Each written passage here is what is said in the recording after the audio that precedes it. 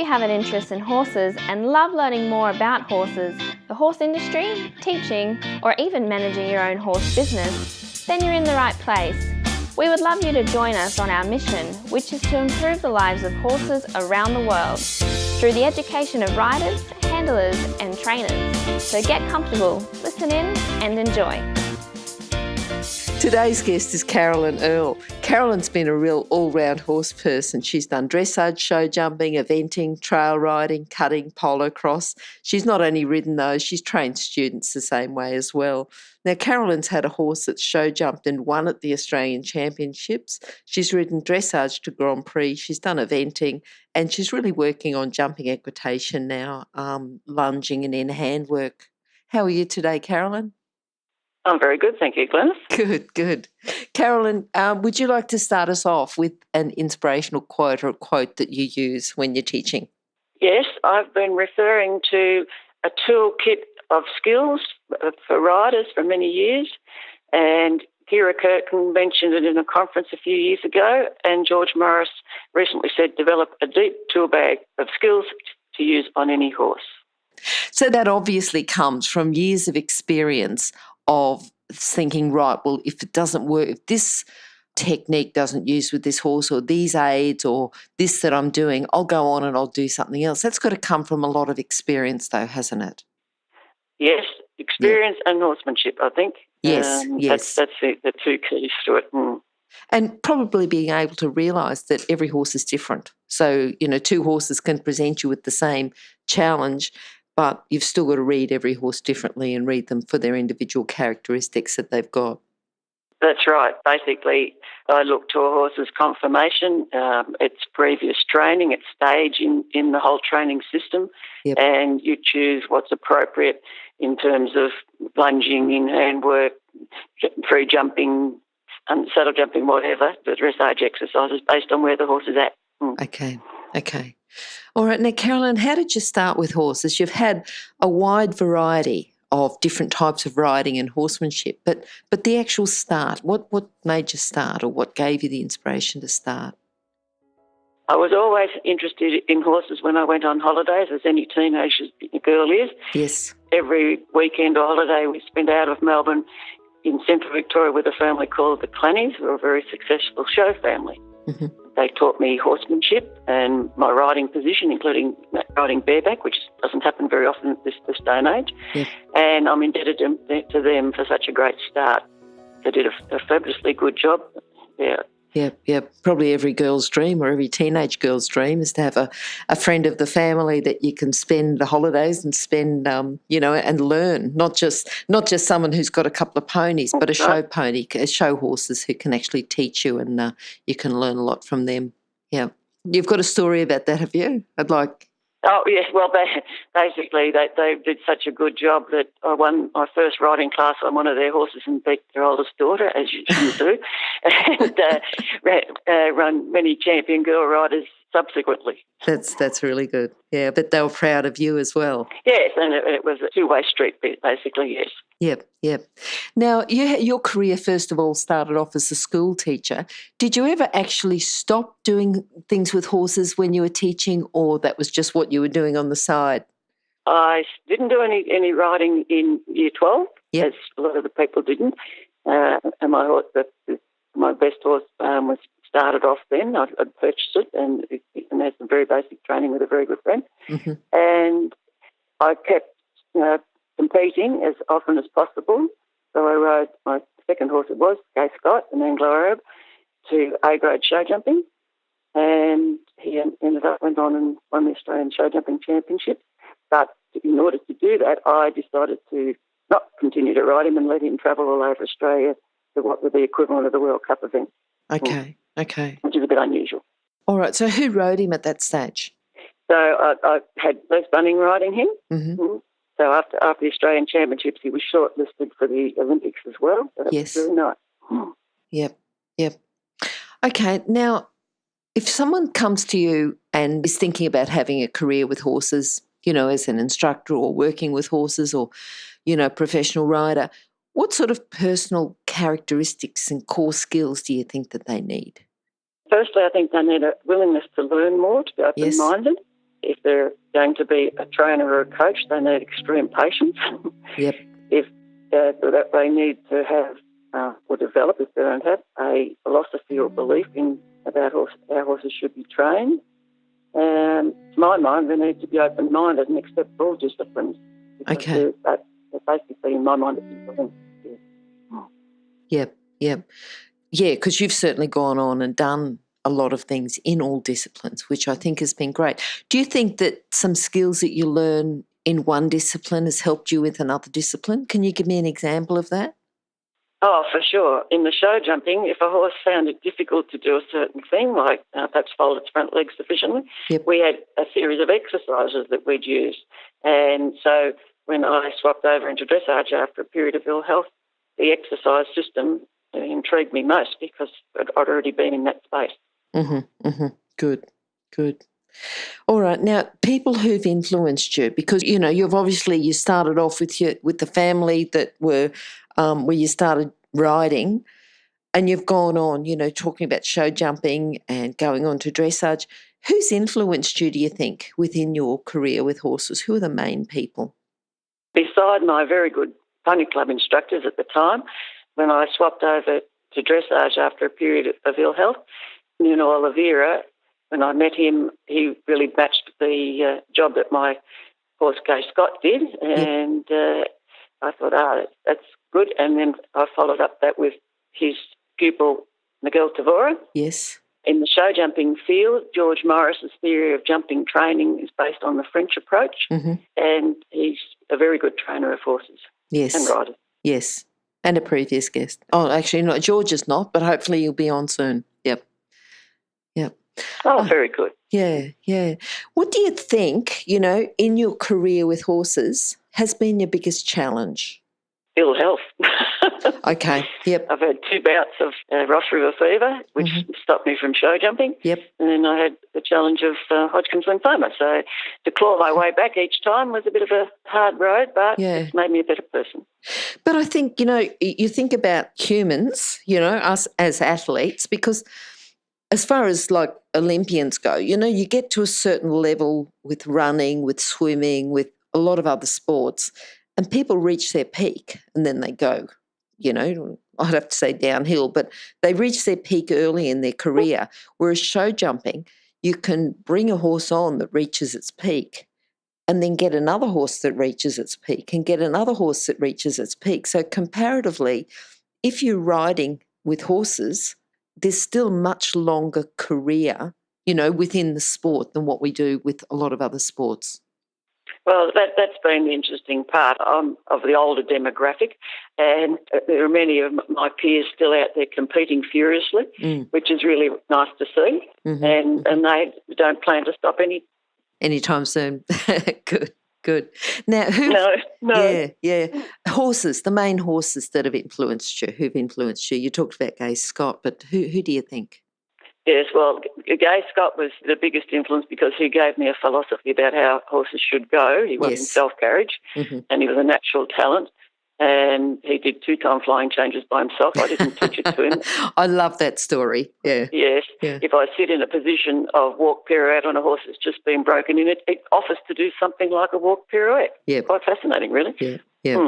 Yes, and I had a couple of very handy dressage horses, and my current, or the oldest one, is now 27, Northern Apollo. He's still in work, and even yesterday I was out on him in my jumping paddock thinking I'll just have a look at these 4-time changes and try and tidy up his right canter in them. Yep. And we worked on a new skill and bingo, got them even better again at 27, as you do. Isn't that good? Yeah.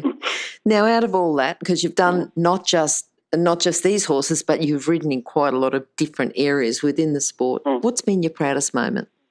Oh, well, probably the fact that Gay Scott won the Australian Championships. Yep. But an interesting story was I was invited to the Prix St George Challenge at SIAC on Northern Apollo. Yes. And we were so focused, we didn't hear a crash in the indoor. And at the end, the horse and rider was startled when the audience clapped. I think I was in the zone. I don't know how I got in the zone. I've probably never been in the zone again, but it was amazing. Yep. Isn't that good? It's good. Yeah. Now, I want you to think about in jumping equitation, because jumping equitation is different to show jumping. I want you to think about the main differences between jumping equitation and show jumping. Do you want to talk to us about that? Well, yes, I need to disagree with you here. It's not actually different. The competition is different. I should say the judging of it's different. Yes, the judging of it's different. Yes. Yes, the principles are the same. And if you'd asked George Morris the same question, he would say there is actually no difference in the idea. So in the judging, we had to try and institute a system because nobody actually had any training. Mm-hmm. My position was very nice as a young person, and it got deteriorated as the years went by because there was no help. Really, there was an occasional person around, but not that many. So we ended up having two sections to the jumping equitation. One was looking at the rider and their balance and their skills, and the other section was looking at the horse, which is what most people do when they watch show jumping. Mm-hmm. Mm-hmm. So if you see a show jumping rider, okay, just a show jumping rider who hasn't had any jumping equitation training, what do you think is the main problem that you see and how to fix it? If you were going to get just the average show jumping rider and say, right, I'd like to polish you up and train you for jumping equitation, what would you be working on the most? Balance and feel. I have two girls in my local area in Victoria who, one I trained from 8 to 14. Her jumping position is immaculate. She went away then and she actually doesn't have too many skills, so that's what she needed to back up. I saw another girl at a competition who had great feel, jumping 1.20 metre, but was totally out of balance with the horse. However, wasn't interfering with it whatsoever. And I thought, well, you haven't had a lesson in your life. I'd love to help you, which I currently have the privilege of being able to do. Oh, that's good. A little bit. Yeah. Good. What sort of exercises are you giving her to help improve that balance? She had to learn to take the weight in her leg in 2-point. Yep. She was also trying to organise the takeoff spot far too much because she'd been drilled in you must get the correct takeoff spot, which if you use your balance properly, you don't really need to think about too much. All right. Now, just going on to the work that you do in lunging and in handwork, can you give us some exercises or some training tips there that you'd use it? When you'd use it, do you use it more with young horses, with older horses that you're educating? Can you talk to us a bit about the work you're doing with lunging and in handwork? Yes, with the lunging, you need to sort of choose the techniques and equipment that are appropriate to the horse's need and to their conformation, basically, the stage that they're at in their training. The same thing applies to the in-hand work, and they're all complementary. I had one little horse when I swapped over from the dressage to the show jumping to dressage that was totally unsuitable as a dressage horse. He had very poor conformation downhill and no movement, but he had fabulous temperament. And so, for example, I trained him piaffe in hand for 2 years to get him off the forehand. And one German rider hopped on him and sat in the position of piaffe, and the horse just continued to puff all the way around the arena. That's good, isn't it? It was a very interesting exercise because he was strong. He knew the exercise well, and he was strong enough to do it. Oh, just let me interrupt you for a moment, just to let people know about the horse industry qualifications at Online Horse College. Have a look at the flexible options with online theory. The practical components can be completed by video or with a qualified expert in your area. That website again is onlinehorsecollege.com. Okay, thanks. Now, if someone comes to you and says, I've heard you teach in handwork, I want to do some, how would you start them, or what prerequisites would you need to see them do before you said, okay, we're going to start this, or with their horse? I could actually start them from scratch. It wouldn't matter without seeing them do anything with their horse. I'd rather just see walk, trot and canter, just to see how the horse moved under them and what we had to deal with, because some thoroughbreds, you've got to be very careful of the outside rein. Okay. Because they've been spoilt by their pre-training, and so you choose the approach that's appropriate. People find it quite challenging because, as you know, we're all one-sided. Yep. And the one side works quite easily, the other side, they're totally uncoordinated, and it's quite different, but it does help give them a better feel for how the horse is responding to their aid, and it also, the balance that you use on the ground when you're doing in handwork is the same as you use when you ride. So, fascinating. Okay. All right. And do you think there's an increase in in-hand work or a decline in in-hand work? Do you think it's more popular or less popular? I think it's morphed into another thing called ground skills. Mm-hmm. There's a group of people who they say, oh, yes, I've done in-hand, but they actually haven't done the classical sort of in-hand. They're doing ground skills, which is nothing wrong with ground skills either. Mm-hmm, They're very, very useful. Mm-hmm. But just morphed from one to the other. Yep. And also, obviously, as they found a need for the ground skills. Otherwise, it wouldn't have morphed from one to the other. Yes, well, it hasn't morphed from in-hand to that. It's just come in from another angle, I suppose you could say, from more the natural horsemanship line, yes. Yep. All right. Now, you've talked about the rider that you're teaching, a show jumping rider. Have you got other riders that you're looking at? What are you looking forward to? What am I looking forward to? I absolutely adore training horses, mine or somebody else's under them, and I adore training them how to train. Yep. I very rarely need to climb on a horse because I'm lucky to be able to see from the ground what's going on. I do sometimes, but not very often. And I like mentoring riders that have horsemanship and feel. Oh, good. Mm. Okay, now have you got a book that you'd like to recommend for people? I was trying to think of something quite simple. Perhaps Carl Hester's Down to Earth Dressage. Okay. He's a very patient trainer. It's an easy read for most people who don't know a lot yet. If you pick up Padaski or something like that, you'll get totally confused. And he's mindful of the horse's needs. Okay, which is important. Yep. Yes. All right. In the show jumping, yes, I picked up a book in England in 1980. It was produced in 79 called Training Show Jumpers by Anthony Paulman. And in it, he's got chapters on, love this, jumping dressage. Okay. Which at the time, I didn't really fully understand. Now that I've studied dressage to Grand Prix, it all makes sense. Yes. Okay. Okay. All right. Now, what I'd like you to do is if you can sum up your philosophy into a lesson today so that the listeners have got something that they can take away with them today and be thinking about. All right. So if I give a lesson, I'll explain to people at the very start, I focus on three very basic things: your position, the exercises that we choose, and the level of aids you're going to work. Mm-hmm. And so basically they pay attention to detail of the position as it affects the horse more than anything else. If the position's wrong, the horse can't go on. Sure. They try to learn or develop your own exercises to solve training issues. Mm-hmm. So you can make some up if you can't, you're a long way from a coach. Sure. And see if it improves. Yeah. And work with the level of aids, this is sort of really important, to work with the level of aids that's appropriate to your horse at its stage of training. A lot of people may have a lesson and the aids are far too complicated for that horse at that point in time. Yeah, no, I understand that. You're certainly going to ride a young horse who's having his first couple of rides a lot different to a horse who you've been training for a couple of years. Yeah. That's exactly right, yeah. Yep. All right, Carolyn, how's the best way for people to contact you? I'm on email. Yes. So I'll read that out to you, yes? Yes, please. NISS. Yes. That's Miss Earl, NISSEARL, at optusnet.com.au. My mobile is 0409 985 262. And my home phone is 0357 985 262. Good. Hang on, my mobile's 269 at the end, sorry. I got mixed up between the two. There you go. Look, for those people who want to get the correct one, we'll have it on your page anyway, which will be at horsechats.com/Carolyn Earl. Carolyn, wonderful talking to you today.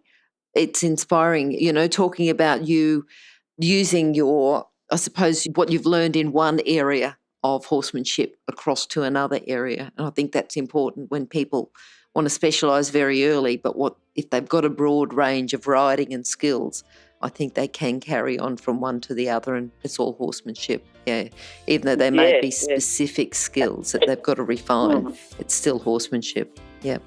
All right. Wonderful talking to you today, and I hope to catch up to you again sometime soon.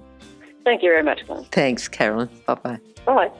Oh, wait, before you go, if you're an equestrian coach or a horse riding instructor, or even if you aspire to be one, have a look at the free video series for horse riding instructors on the Horse Chats website. Go there now, have a look. horsechats.com. Remember that our comments and instructions are general in nature and do not take into consideration your individual horses or your individual ability and circumstances. If you enjoyed this podcast, then please leave your comment below.